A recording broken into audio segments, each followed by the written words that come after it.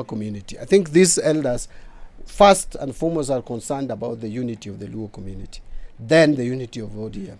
And I will tell you that the things that you are seeing happening today did not start yesterday. They started when Raila was alive, although they were muted.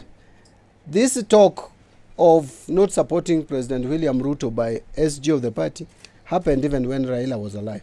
Only that it was muted because Raila had a way of people actually, I don't know whether to say respected or feared him at the same time. So it was not as loud.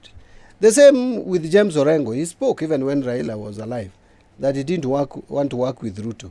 We all know that. The same with Babu.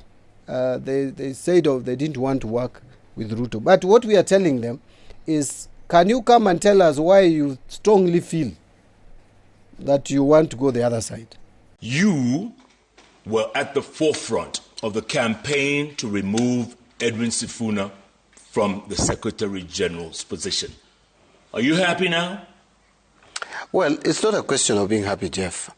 We need to understand that the most talked about party for almost 2 decades in this country is ODM. And it's not by accident.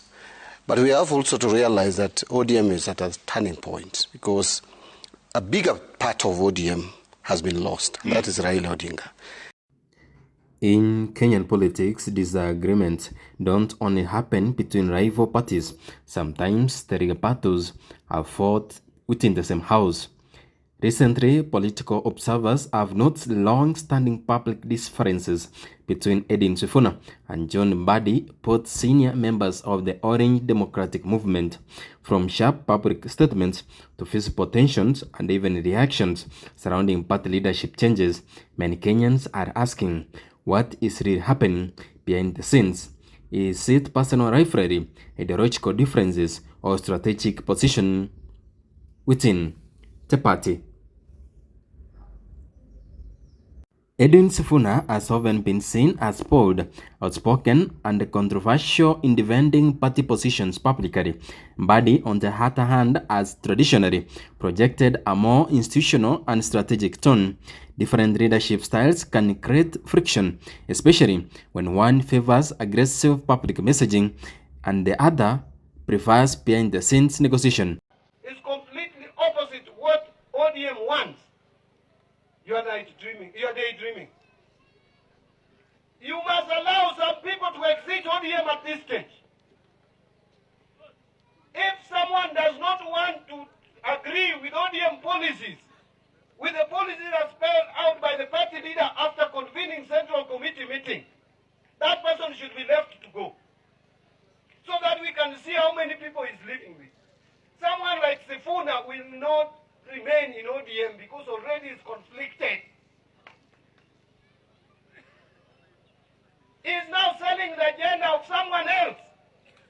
Why are you pretending? You cannot keep him in the party. He is gone. Allow him to go. When I was chairman of the party, and Ababu Namwamba wanted to behave like he's behaving, I made sure he left. I convened disciplinary committee against him as the SG. And by the way, let nobody cheat you. At the SG is keeping documents of the party. That one we changed a long time ago. We created trustees. We sat down. Sifuna does not even know where the registration certificate of ODM is. He does not know. If he has seen him, let him take a photo of that certificate and put on WhatsApp. He can live with the people he will live with. But the party will remain cohesive. We need a cohesive outfit, not a party where the party leader says this, then another official says the other.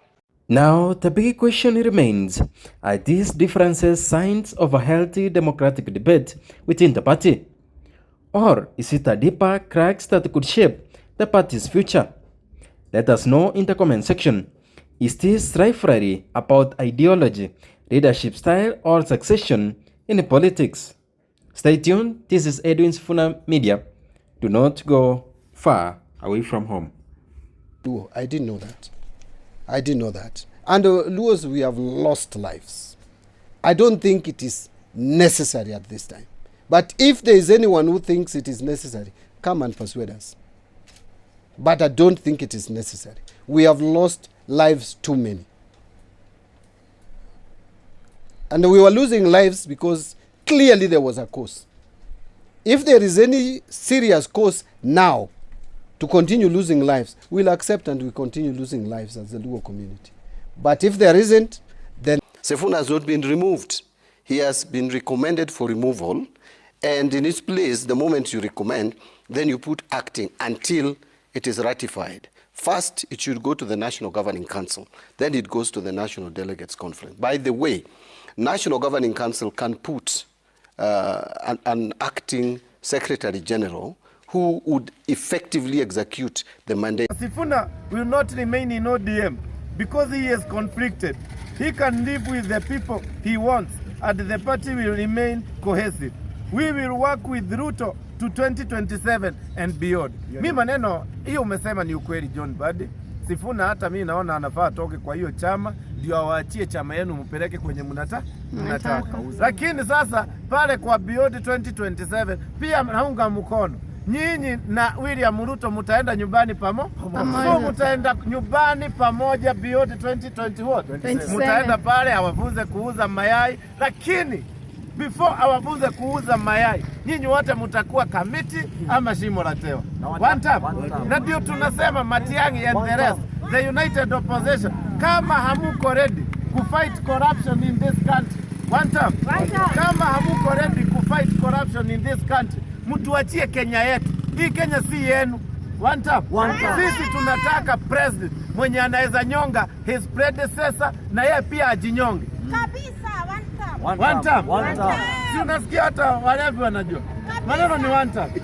One time. Sio kupenda kwake.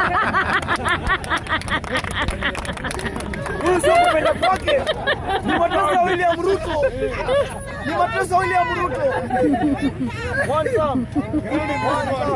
One time. Unajua hiyo maneno amesema. Sasa order. Si ndio? Hiyo maneno amesema hata mimi nitairudia. One time. Yes. Mitasema hivi, afadhali wakati tulikuwa tunaongozwa na Mulevi. Unajua uzuri wa Mulevi, kuna wakati amelewa, amelala, amesahau kuiba. Lakini yule tuko naye ako soba 24/7. My eyes on the ball. Yeye macho iko kwa mpira.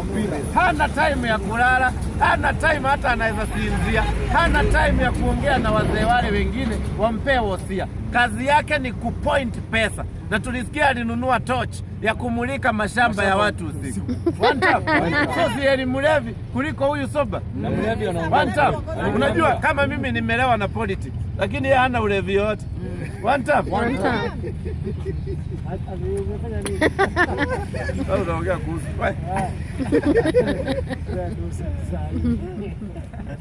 Mulevi hataki mali bila nyama.